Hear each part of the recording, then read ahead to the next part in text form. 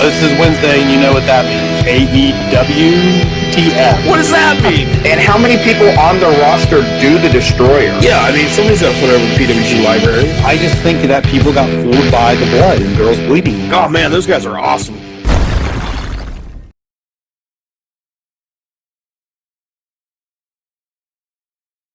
Hello and welcome to AEWTF, and you know what that means? They kept on trying to ruin my countdown, but I still got it. So, Ta-da. Yeah. Ta-da! And that's our episode today. See you later. We'll see you in 2023. Yeah, because that's about our pace. We're going to talk about the January 12th, 2022 Dynamite. What about the other 17 we missed? Those were mulligans. Yes. Like Blackjack Mulligan? Yeah, well, there was talk about Blackjack Mulligan on one episode, but So I'm trying to think back to everything that we didn't talk about or report about. So is the only real highlight Paige and Danielson too? Or am I and I guess maybe Cody winning the belt again and losing or not losing the belt. And that hardcore women's tag match. Those were both on Rampage, though, so we wouldn't have covered those anyways. Right. That tag match was awesome. Yes. I didn't see it. The bunny's the best. That's all I'm saying. Goddamn, pal, that self-mutilation. Yeah. Well, dude, at least not taking Rey Mysterio Jr.'s eyeball out or anything gross like that. Right. I mean, yeah, self-mutilation is gross. It's wrong. It's the worst. But, murder and regular mutilation, like Saudi Arabia business partners. I saw zombies eat the Miz one. I'm just saying. That's true. That's pretty, yeah, man. So, anyway, the first segment of this, speaking of zombies, Bobby Fish, Kyle O'Reilly, what? And Adam Cole come out. And then we know what this is leading to. They're they're the best tag team, and out comes the Bucks, and they're the best tag teams. And yeah. But then it ends with the real best tag team, Adam Cole and Britt Baker. Yeah. Which is surprising. They just randomly, let's just do this now. No real story, just randomly kind of. I mean, I guess Chris Statlander's out there, but I mean, it's kind of shoehorned in there, right? It's a little heavy-handed, but I'll forgive it. Yeah, I think it's cool. I mean, to see an actual real life couple because it's legit. But yeah. While watching Chris Statlander and Adam Cole's little stare down, I did think that if AEW ever decided to go with the intergender stuff, Adam Cole was kind of the perfect dude to get everybody comfortable with it. That's a good point. He's the height of Red Velvet. He's small enough to bump around for the women if you want him to, but then he's also got the Deadly Destroyer and the kick and shit that'll make him credible again. Well, Statlander is clearly so much bigger than him. So I was just watching that and being like, oh, yeah, like you could pair those two up in a match and people would have to be like, all right, this isn't bad. This isn't a terrible idea. And it's funny, too, because Orange Cassidy's a little tiny thing, so Britt can probably beat the shit out of him, too. Yeah. Guy wrestlers have gotten smaller and girl wrestlers have gotten bigger. So yeah, everything's starting to kind of even out. Yeah. And then whenever Adam Cole and Britt kissed, all I could think about was that that Arthur the Aardvark meme where he's clenching his fist. All I could picture was Tony Schiavone sitting up there with his fist clenched. Arthur the PBS cartoon? Yes, that's him. I didn't know he had a last name and it was the Aardvark. I don't know if that's the same Aardvark. Yeah, I didn't know he was an Aardvark. That's pretty good info. He is an Aardvark. I am sure of that, but I do not know that's his last name. We are an educational podcast first and foremost. All this Arthur talk, we can get reclassified and start getting some sponsor money. I'm going to download that "More You Know" sound to add into the bunch of this. Oh, we will be sued. We will be sued immediately. Yeah. There goes all of our new sponsor money. Speaking of Arby's, is it people? We're not telling. All right. I don't want to know if it is because I like it. I don't want to know that I like eating people. If it is, it's delicious. I mean, I've eaten people before, but I didn't like it. What? I was trying to think of where to go with that one, and midstream it didn't really work. You can end pretty much anything with "Hey-oh." Yeah, it worked. So yeah, there's a scuffle, and then we get Was it a CM Punk. scuffle or a kerfluffle?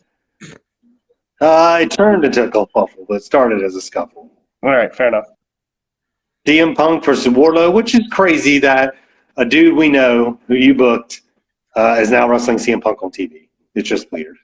Well, yeah, 3 of Revenge's dudes have worked Punk on TV in the last couple months. But Wardlow feels like a home, you know what I mean? He's homegrown. I did grow him in my house alone. What? Well, I meant to say he's growth hormone grown, is what I meant.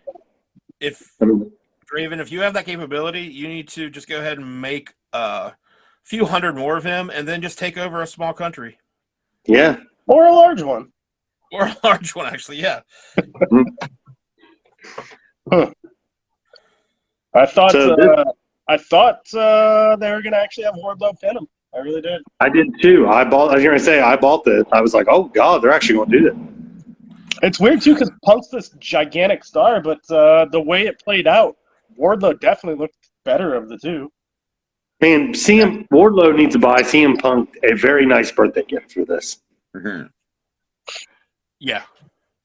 I will say Wardlow has the worst gear. I do not like it either. I don't know what was up with this week specifically. It was like velvet or something. Yeah, she's I hate never it. worn before. Uh, Plus, also, I don't think stretchy velvet's a thing. So, like, why would you make it think that velvet? yeah, so it's like faux velvet. Isn't she one of the women in AEW? Yes. But yeah, well, he is a goddamn star, though. There's one point where somebody on commentary says, "Oh, it's in the video, the build-up video." His symphony video, that was pretty cool. Well, there's like a clip where Excalibur just says, it's right before they pitch to it. Excalibur says, and then Mr. Mayhem himself, Wardlow, is going to be in action against CM Punk. The first thing they say in the video is they call him the conductor of violence. No, they do not. They call him Mr. Mayhem. Excalibur just fucking said it. He's doing a symphony of power bombs, so he's conducting that. That's not what they call him. To be fair, conductor of violence is much better than Mr. Mayhem. I like conductor of violence a lot better, but especially since Mr. Mayhem he just ripped off from Sons of Anarchy. Which is maybe why they didn't use it in the video. I don't know. I don't know. Did you guys notice the callback to one of my favorite matches ever, Brett versus Diesel? Yes. Fall down when he went to pick him up with the power bomb, Yeah. and then Punk is just Also doing a with best the announcer table bump leading right into it too. Yep. Yeah. So I will say though that I appreciate that, but I didn't like there were too many goddamn power bombs for this to end. First of all, that's not possible. Like, I completely get what they were going for here, but I thought it was a little bit overkill. And Punk should not have been able to move at all. What have made more sense as a finish here is if MJF's like, powerbomb him more, hurt him. Okay, pin him. And then MJF rolls in the ring and like hits Punk or something, and he wins by DQ, some shitty way to tie it back to what Punk did to him. Just something to where Wardlow doesn't powerbomb CM Punk 56 times, once through a table, and then still loses. Like, I get that there was, time between, but it was just too much. I love that Bret Hart and Diesel finish, and I love the execution of a good Bret Hart small package. What? But CM Punk is not excellent in his execution here. No, I actually, so I have, my note is, so it's one of my favorite matches ever. I always appreciate the callback to it, but much like everything else that Bret did that people try to do today, it is not as crisp or clean as Bret. Like, people can't do a goddamn sharpshooter. They can't do a small package. No. All right. Jason, you like it? Yeah, I appreciated that they kept Wardlow strong, because as far as the whole the character, clearly not the person, the win-loss thing doesn't matter to him when clearly we're running into a him versus MJF. So although they said this is going to be about getting numbers up so they can get in for, to get in line for a belt, that's not really where he's headed right this second. So I'm a little confused because there's something that makes sense, but I think it's gonna be too soon. So like, is Punk and MJF leading to the pay-per-view, or are they gonna have a match at the Beach Break show in Cleveland? I don't how many know. weeks do we Yeah, have? I would think MJF and Wardlow's the pay-per-view match. Well, then that would make sense because Wardlow's from Cleveland, so it makes sense if he made his turn there, it would get a giant reaction. Oh, yeah, it would. Yeah. So next week is him and Spears. Then how And many then they weeks check- do we have till the pay-per-view? The pay-per-view's at the end of March, but the Beach Break episode is not this week, but next week. Well, no, in that Beach Break episode, Warlow comes out against Sean Spears and MJF, and he needs a partner, and they bring up Johnny Gargano, and that's the biggest face turn ever for Warlow. No, There you go. Gargano's winning the TNT belt that night. That's a surprise. That's my guess, at least. It's like, that's a surprise. I mean, I've talked to people, so I mean, it's huge. But I mean, it's a surprise. Wink, wink. That's not a surprise. That's a spoiler. That's what I thought they were going to do, but it kind of messed up that Cody got sick, and now they got an interim TNT belt, and everything's all confusing. I think I'd rather see Sammy versus Gargano than Yeah. Cody. I So disagree. Really? Yeah. Just for the reaction alone. Gargano Oh, and the Cleveland reaction against would be super good. heel Cody. Yeah. That's going to reach like Cena versus RVD at the ECW pay-per-view. Yeah. They'll definitely be throwing the belt back. So then we get Power. I hope he makes a mistake and throws the TNT belt in the crowd and they throw it back. Powerhouse Hobbs versus Dante Martin is next. And this was exactly what you would think Powerhouse Hobbs versus Dante Martin would be. Here's one of those times where maybe AEW needs to do a little bit better with their production meetings. So this is the same match as Punk and Wardlow in the exact. Yeah, that's my exact note. Yeah. Like, it's fun. I don't necessarily think it would be bad to do the same story twice on the same show, but don't do it back to back like that. Yeah, put a little bit of space in there. So also I know that we've missed about 160 hours of AEW wrestling since Dante turned on Team Taz. But was there ever an explanation for why that story happened? No. No, not officially, but it's pretty clear he just wanted a chip from Hook that day. He didn't want to join Team Taz. Okay. I mean, I'd buy that. That's good enough for me. The crowd was so fucking dead for this. Like, AEW really fucked up by doing that whole sidetrack thing with Dante and Team Taz. Like, they should have just let Dante and Leo keep having awesome tag matches. So, which brings me to, where is Leo at? So he turns on Leo, kind of, because, and then went to, is it because he fled? Was that the response? No, God, no, that's not the response. Your Facebook post from earlier, you said something about a doghouse, and the response, like 3 down, was something about someone fleeing. Yeah, I know. I thought you were going for a callback to your own Facebook post. I was trying to support you, friend. I think Never the year mind that. 2011, maybe 2012, this thing called Twitter was invented, and apparently Jason missed all the Twitter hubbub with Leo. Yeah. So it's pronounced Squatter, but go ahead. Squatter. Yeah. Whenever the stuff with Swole, where she posted about AEW, and then Tony Khan replied, Leo Rush was like probably the loudest voice on her side against Tony Khan. Like, I would say it's always good to speak out against your boss. It's more of how he said it too. Like, he was just like, one of his tweets was just apologize in all caps, I think. Yeah. So I'm sure he's not favored right now. But to back to your point, though, you're 100% right, because Dante Martin was starting to get super over, and this little detour just made him less over. It didn't help the story, didn't do anything but hurt his position. Yeah. Right. Yeah, I felt bad for him. I was like, oh, because that's what last time I kind of saw him on AEW, he was over as fuck.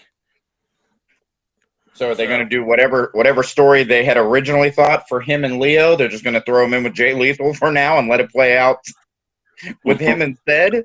Oh God, I mean, it's kind of what it looks like, but that's a terrible optic there. Yeah. Yeah, and those matches are not going to be anywhere near as fucking good as Leo and Dante. Right. Well, I even thought, I mean, if they think he's going to have any kind of star power or he's got the crowd behind him, then why put him back with someone again? Like it just seems like they don't have a plan at all for him, and so that's why they're like, hey, maybe we should try this Taz thing. Hey, maybe we should try this. Hey, maybe we should. I think you figured it out because I don't think they ever had a plan. They've just kind of been stumbling this whole time. They're like, oh, he's over. Let's do something with him. They're like, his brother will be back in 2 months. We just need to make it that long. And then his brother will come back, turn heel on him because he was taking all the success. They seem to do that anyways, like when they need to just keep somebody in front of the crowd, but they don't really have a plan for him. They just like throw him into little mini shit that no one really cares about. It's going to be so weird when his brother does come back because Dante has, what, like 50 TV hours now, and his brother's got like maybe 15 minutes. Yeah. And I think he was already like he was far less good. He was the less athletic one of the two, I think. Yeah, so he's got a hell of a mountain to climb. Yes, the Genetti. He was the You shut your Desmond mouth. of the Princess of Portugal. Genetti was the leader of that team, you son of a bitch. How dare you? How dare you think that Al Snow was the leader of the New Rockers? You're right. I apologize. I mean, he lost to me, so. That was very ignorant of me. But he did beat me, so I guess that. There we go. First of all, who booked you versus Marty Jannetty with Marty Jannetty over? It was me and Sean Blaze versus Marty Jannetty and Rocky Reynolds. Oh, there, Rocky. Okay, that makes sense. So then we get Jericho before his Just for Men, or after? Is it after his Just for Men? Anyway, his hair's a week later. Okay. Yeah, last week was the Just for Men. That was real bad. Rudy Giuliani did his hair for him. But he's saying... I don't mean to cut you off, but it just reminded me of something we didn't cover. So the gruesome injury to Ray Phoenix or whatever. Oh, yeah. You mentioning Jericho. So after the match, they were doing all the tag teams come out, and then they were putting the camera on Malachi Black. Then they shoot it onto Jericho. And Jericho's got like the fakest smile on his face because he's trying not to panic because he saw the fucking injury. He's like, oh, God, the camera's on me, but I can't sell this. He's wanting to throw up. I almost threw up. I swear to God when I saw it. And then, like I told you guys in text, apparently I was the only one in America that saw it on the first viewing because they showed 3 goddamn replays. Right. I saw it because I knew it was coming, I guess. I don't know if I would have saw it or not because I watched it afterwards after you told me that. But I did think it was funny that Jericho was doing his little trying not to sell it face. But also, Ray Phoenix his arm isn't snapped. I mean, he's hurt, but he's not. Yeah, I don't even get the physics of that. Like, does he have Gumby bones? Like, dislocated and bent all the way He's back? mostly just rubber bands inside. Yeah, that makes sense. It's the joint, so he just hyperextended the joint. So the arm didn't actually. There's a difference between hyperextending and completely collapsing it on itself to where you can fold it behind you. Yeah, I mean, hyperextension is a mild term for what he did, but yeah. At what point does it go from hyperextension to it was decapitated off of him? I don't know. I mean, I guess he's going to be back in a couple weeks is what I heard. There's no way. Dude, what's going to suck for him is, unfortunately, he's going to have to wrestle with a big-ass heavy arm brace on. Yeah. He's going to be prone for the dislocations again, and I think that's going to affect his mobility and stuff in the ring. Probably. Then we get MJF coming out, and he's doing the whole... Oh, he also calls Wardlow an oaf, which is, CM Punk got an upset win over an oaf, but next week he's going to give everybody what they want. CM Punk and Shawn Spears, which probably will be good. And who didn't see that coming? I'm so sick of this gimmick, and because WWE's been doing it too more and more lately with the Miz and a couple other people. I forget who now, but they've been doing it with a few people. Just the whole, I mean, they've been doing it for years, but do you want to see this tonight? Do you want to do this? No, like it's a fucking cliche heel thing. It also But doesn't make sense in the context of a live event. You're like hyping the crowd up, and you're gonna deliver this really cool thing. You're like, nah, you're gonna have to watch on TV. So go fuck yourselves and Yeah. now have a worse time than you were a minute ago. Yeah, I like MJF's great, but I'm getting pretty bored with like he just did this gimmick. To Jericho. Right. Yeah. Jericho has to run through it. Well, but then I'll call this the trials of Punk. Right. So So it's completely different. it's completely different. The trials of Punk happened a few years ago. It was Colt Cabana and the WWE doctor. Oh. Yeah. Ouch. I wonder if they talk when they run into each other backstage. I doubt it. I doubt it Probably too. not. Then we get Adam Cole and Britt Baker officially challenging Orange Cassidy and Chris Statlander. The best part of then- this is Adam Cole yelling at Brandon Cutler, "You shut your damn No. mouth." Am I the Landon only one that Butler. actually Landon. laughs at O'Reilly calling him Landon? Yeah. I do. Yeah, Landon Butler is hilarious. I just liked Adam Cole's response when Brandon Cutler tried to speak up for himself. And I also like Adam Cole's delivery of that. What made me laugh about it. His delivery of it is very It's Always Sunny-esque, like where Mac would just snap, like, "You shut your goddamn mouth." Like Adam Cole just immediately snapped and screamed at Brandon Cutler, and it made me Now I'm just going to be disappointed if they don't turn that group into It's Always Sunny. into It's Always Sunny. Yeah, they really, really should. and then after that, we get Hangman Page comes out and talks about his next challenger, and then we get Omega's favorite, Daniel P. Lambert.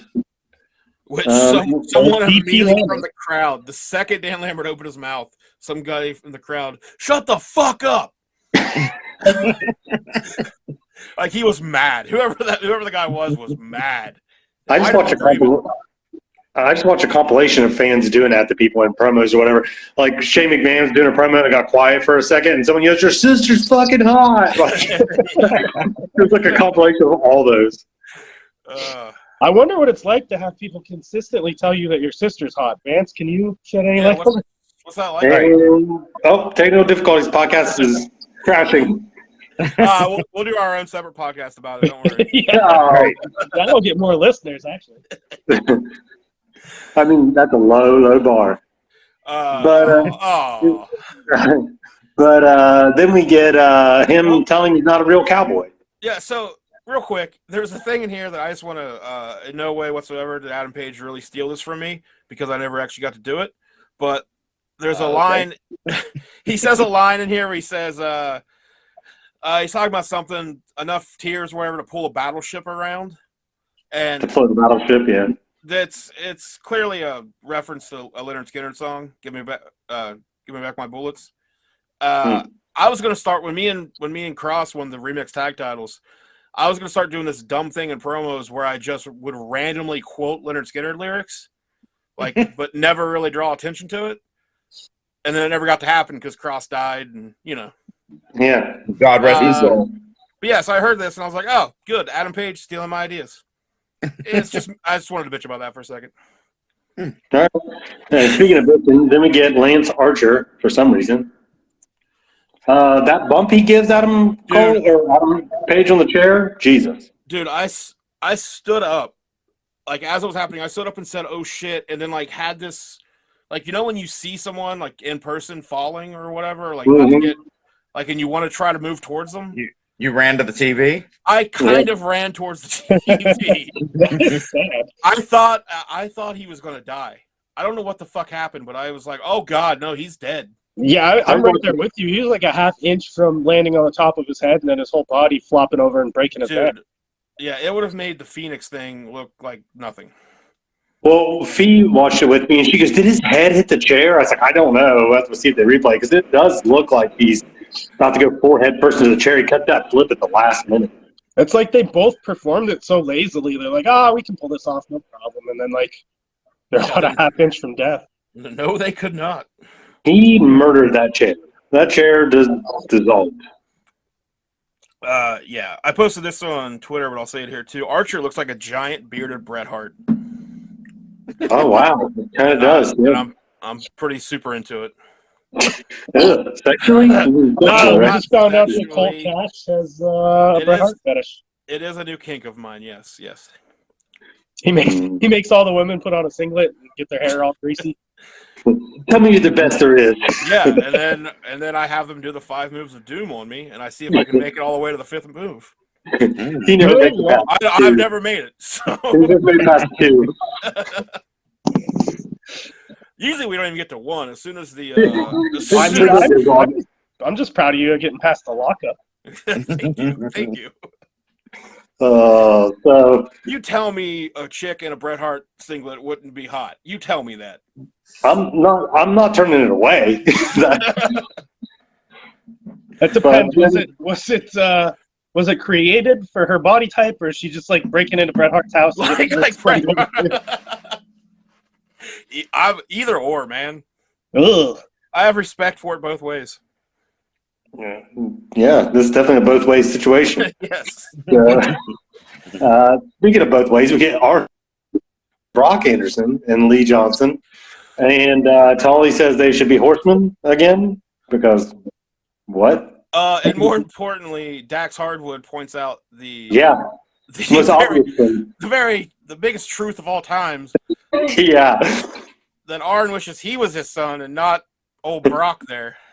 I can't believe Arn didn't think. Yeah, It's never been more clear that Brock Anderson's not a real Anderson than that promo. Like, he's the least like Arn Anderson in the whole shot, even counting Lee Johnson. Yeah. Yes. I pretty badly want Arn to turn on Brock Anderson at some point and go. and FDR gets both of them as managers. Yes. Yes. Then they also get Ric Flair as a manager and J.J. Dillon and Paul Roma. No. There you go. I'm trying to think of a good one. Benoit, Dean Malenko, Winko's already Right there. Sure. Mongo. Mongo. Winko's got ALS and is in a wheelchair. Oh, Right. Yeah. well, Well, he might move Mind better all than that he did. bullshit. way He might to move ruin better. the podcast. He might The move better. podcast was ruined when I had to picture you in a woman Bret Hart's outfit. Okay, I mean, yeah, sure. If you're, if you hate Joy, Who's Joy and why should I hate her? she's Right, the one in the that- Bret Hart singlet. Right. Oh, that does kind of track, doesn't it? I Yeah. think you're really getting some milk. I don't know any young people named Joy. This woman's like 60 and a Bret Hart. Yeah, he's got to be named Joy. You know who Bret Hart is, so. Anyway. Whoa, this is one of those things. All right, is Joy short for Joyce? No. I was going to say Joyce is an even Doesn't very- older woman's name. This is very matter of fact. No, absolutely No, not. absolutely not. Your Clearly that was not the buffoonery will not be tolerated. God damn it. Then we get That's all I'm bringing to the podcast today is my buffoonery. Hikaru Ashida versus my wife in the future, Serena Deeb. And this is awesome. Speaking of Bret Hart, this is like an all Bret Hart tribute show. I didn't watch this because how many fucking times are they going to book this match? I'm with Cash. I didn't pay any attention to this at all. I didn't Not either. one bit. It was all right. As soon as I saw it was these two working again, I could only have all of a sudden I was like, "Am I watching Raw?" And I watched something else and came back to AEW after this was over. I don't know if this is going to be a popular opinion or not, but I'm into Deeb, but I don't like Sheeta, I don't think. I agree. She's that good. I agree with that completely. Serena Deeb's great. Hikaru Ashida's not. I think it's very weird that Sheeta was there. Well, I think it says kind of a bit about her skill, I guess, or whatever, that she was one of their longest reigning women's champions, and they really don't ever talk about the past title reigns. True. Then we get Shivani with Jurassic Express and Christian Cage. Cage wishes Ray Phoenix well on his rubber band bones. Jungle Boy. Yeah, rubber band bones. Yeah, dibs. Jungle Boy says they want to face the top 5 team, and then Silver and Reynolds come in, and they've got a match for Rampage. And John Silver's adorable. Then we unfortunately get Matt Hardy in the ring. I get that it's his hometown, but like, can you do something better than this? Like, it was him and Penta was not a good mix. No. The thing is, he can't do anything better than that. They were hoping Penta could carry it, and they were like, "Listen, your brother can't be here, so we're going to give you a match." Well, Wait, Yes, we get are Matt they Hardy. saying that to Penta about the brother, or are they saying that to Matt Hardy about the brother? Well, yeah. they said it to Penta, but then they were like, "This can build to by the time Jeff clears all of rehab, then your brother should be back from different rehab, and we can have a tag match." Goddamn, pal, you got to stop using your pronouns. And that will be one sloppy as shit match. Yeah. Yeah. With Jeff Hardy and Ray Phoenix both dying. Yeah, this was. I mean, this was pretty obvious. Like that, they just needed this match to happen so they could get to everything that happened afterwards. Like I almost feel like they went up to both of these guys and they were like, "Hey, this shit doesn't matter. Like what you guys are about to do out there does not make a shit to any of us." I think that's what they go up to say to Matt Hardy every time. Maybe. They're like, "Listen, you both have segments. Like you'll have a segment as soon as the match is over. You get a segment later. Just go out there so we can remind people you're in the building." So I listened to a different podcast that covers WWE and AEW, and they had a thing where they counted the interruptions in promos and matches from last week of AEW shows. So in 3 hours, 18 interruptions of matches and promos. So they're running it like a shoot, because if you had a real company, all these people be coming out for real. Yeah, you just go out whenever. Clearly, if you want a match with the world champion, just go out there. Every time you're in the back doing a promo, I'm going to walk past the camera looking for catering. Every time. And just real quick, don't want to interrupt you. I see you're doing something, but catering this way, that way. Right. Like, can you help me with that? And people be like, "Is that leading to something?" Yeah, it's leading to me getting some damn food. And Tim, you need to stop listening to other wrestling podcasts because every time you do, you're giving them one more listen ahead of us. So we're never. Yeah, I don't have breakage to you. That wasn't the one that put them over the top. I mean, I'm gonna need to see the numbers, but Listen, I've been doing it too, but what I do is once I get to the end of their podcast, I rewind it all the way back to the beginning so it didn't count. I don't think that's how that works. That's not. I Where's would. Sarah Bueller? That's pretty good. Not VHS tape. That is not how that works. This is not Ferris Bueller's Day Off. You can't just put a car in park and run it backwards or whatever. I don't know. I'm gonna need to see proof that doesn't work. I just ran mine backwards in the parking lot half the day today trying to get unstuck. So I have no miles on my car anymore. 0. Nice. I can only when you were like, "Oh, I can't get out, my car's stuck," whatever. The only thing I could picture in my head is you walked out, you took maybe 2 steps from your back door, looked over towards the snow, and just went, "Nah," and then just went back inside. You know me so well. That is exactly what happened. And then I was like, I need to give this the honest effort. So I went out there, dust off a little bit of snow so I could just get in my car, ran it into the snowbank, and went, all right, there she be. She's stuck. She's stuck. I got a picture to send to my boss. Yeah. Yep. That's exactly right. Once again, you are the laziest in shape human being I've ever met.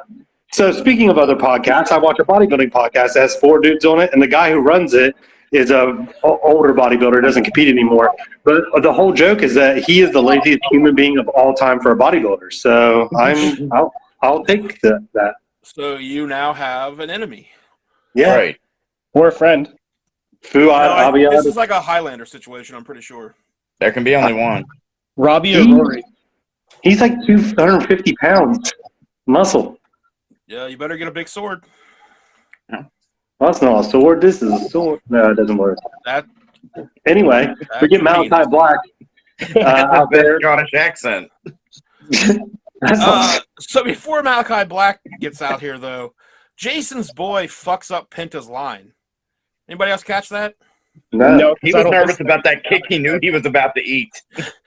So Penta does his whole thing, and then, Jason's guy does the Penta says he's going to show you some respect. That's not what he's supposed to say. Penta wants to show everyone respect. He's a good guy. If that's what he's saying, then I don't see you have to yell it. Penta was just being a nice guy, yeah. So, yeah, he completely fucks the lineup and makes it mean something entirely different, which is bad. Like, it's one thing when you just fuck up a line, but when you make it mean a new thing, you've completely ruined the segment. Huh. That being said, though, I was fucking stoked that Brody King is finally in AEW. I don't really know his work, so this is the first time I've seen it. This is what, 3? Well, this is at least 3 of our podcasts since the promo package that we knew it was him he was talking to. So that's like 2 months since they did the whole vignette. So they really waited on that. I wish that we could have been still at the point of, we know it's going to be him, instead of them already releasing like a week before the Brody King is All Elite. I didn't realize they did that. Yeah, they didn't do it till after he debuted. Well, I watched it late, so they did it before he debuted. Oh, so what you're saying is they need to hold up production until people watch the reruns. Or maybe the issue wasn't with them. Maybe the issue was with Ring of Honor, and they released a statement saying they let him go, so we kind of knew where he went. How about that? Ring of Honor let everybody go in October, though, so that's not a... I don't know about that. So I made a note that said, I wonder how many dumbasses that don't know who Brody King is will try to go online and say that it's disrespectful of AEW to name someone else Brody. I was just about to say, if anyone thinks that's going to be weird or cause an issue. That's funny. Dude, that night I saw somebody retweet, like quote tweet somebody, and they were like, giving them shit. But the person originally said that it was so shitty of AEW and lazy of them to name someone after Brody just to try to get a cheap pop. Huh. I mean, hopefully they'll talk about it on air then, that like he took his name from Bruiser Brody, it's spelled different. Right. We both my choosing the name had nothing to do with Mallrats or my liking of Jason Lee, like other people who did it. Yeah. Like that. He does look I don't think he needs to put down the dead guy that everyone loves. All right. I'll change subject real quick. So Julia Hart with an eye patch, doing it for me. Will they just get to her turn so she can start wearing like black leather shirt? Raven's like, I've been holding off, and I don't know how much longer I can last. When she called them off of him, like he's had enough. I assumed that was the turn. I have dreams of Julia Hart yelling that at me when I'm laying there. He's had enough. He's had enough. All jokes aside, I wish they did this a different way, because if you get corrupted by his mist and turn evil, shouldn't that be like a quick snap turn, not this like slow, drawn out weeks after weeks of wearing an eye patch thing? Well, and who all does that mean gets the turn? Yeah, wait, what? Because he's Fitted Cody, he's Pac, which we don't cover that show anymore, but Pac. Oh no, that's on this show. Pac's back, and he's blinded. So yeah, if that's what the reason is, they're gonna have to turn a whole bunch of people. Excuse me, Pac is gay. Excuse me, he's gay. He's blonde. Pac is blonde. Did they air that Pac promo during Dynamite? Mm-hmm. My notes say they did. Okay, I missed it. I watched it on YouTube later. It's fucking awesome. Yeah, it is interesting too, because he's doing the tarot card thing. Like, is he going to come back and be with Malachi Black? It would fit. Yeah, he's with it, Malachi. Or is he coming back to fill in for Ray Phoenix, who can't be there, because it was clearly meant to be Phoenix and Penta versus Brody. Well, that can be the new gimmick for Dante Martin. Next week, he's going to turn on Jay Lethal for a pair of those Penta gloves. Or Pac turns on Penta at that match. At the match. Yes. That's exactly what I mean. And then Penta's an idiot, and he teams with Pillman and Griff, and then Julia turns on him. And he's like, what the fuck is happening? And then his brother's like, I can't team with you anymore. I'm sorry. You're bad luck. You lowered yourself to too low of standards, and I do not respect you anymore. And the whole pot, didn't he take the miss too? Yeah. Yeah, okay. Well, can't beat him, join him. Yeah. And we got Excalibur giving us a little bit of, oh, hey, these two guys have been tag team champions and other promotions. He's got the name too. Ones Kings that I of the Black go buy our Throne. DVDs. All right. Next we get Shivani with Red Velvet, Layla Hirsch, and Chris Statlander. And Layla Hirsch needs some kind of acting lessons or something. No, I she's don't Russian. care. She's Russian. They don't have emotion. Huh. Drago, she is not. No. Then we get Bear Country versus the Acclaimed. Yeah, why was the Acclaimed being kind of faces in this? Wow, I apparently skipped so much on this show. The real question is, once again, why did we have to have a match when all we really wanted to do was get to what happens after the match? Yeah. Like, That's wrestling. so once again, you know what happened in that last match before the promo? We're going to do the same thing. The match means nothing. We just want to get to what's coming after the match. That's another structure thing. They did the back-to-back Haas match dominating thing. Now the back-to-back matches don't matter to get to the after thing. Hey, Yeah. listen. All right, so now that the TV cameramen are listening to the podcast and getting down some of the cuts right, we really need the agents to start tuning in to hear what we have to say about them. You hear that, Arn? You son of a bitch. Hey, whoa, hey. Oh, Wait, hey, Who'd you say? Wait, who'd you name drop there? I didn't hear. Arn Anderson. What the fuck Oh, you say no. about my uncle? Well, For the you can last say whatever the fuck you want time, about no, Arn he Anderson. isn't. Just don't say anything bad about Jerry Lynn. No, God, no. I I'm not a couldn't. monster. Well, Okay, I'm a monster, but not that kind of monster. But we get Sting and Darby does the shot out of a cannon thing just from a different direction this time. with a skateboard in his hand. Yeah, He with a hit skateboard. skateboard in the throat. Yeah. Somehow I That think is- that's safer to take with him holding a skateboard than normally. Oh. So Sting's old.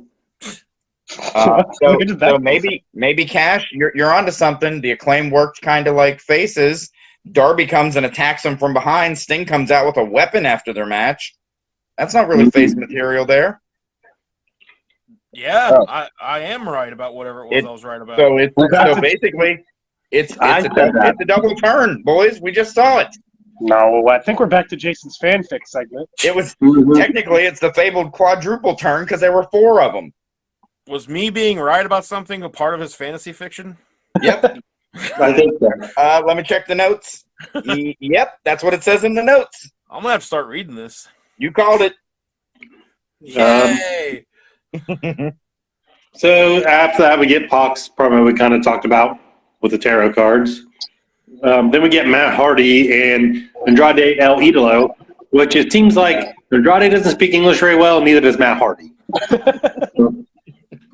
Like, I didn't know what was happening. Like, I speak English, and I was like, what's Andrade talking about? And then Matt Hardy was saying something different. It didn't make any sense. But, yeah. Then we get- Apparently, best I can tell from what Matt Hardy did in that match, Andrade really likes his work and wants to work with him based in that match.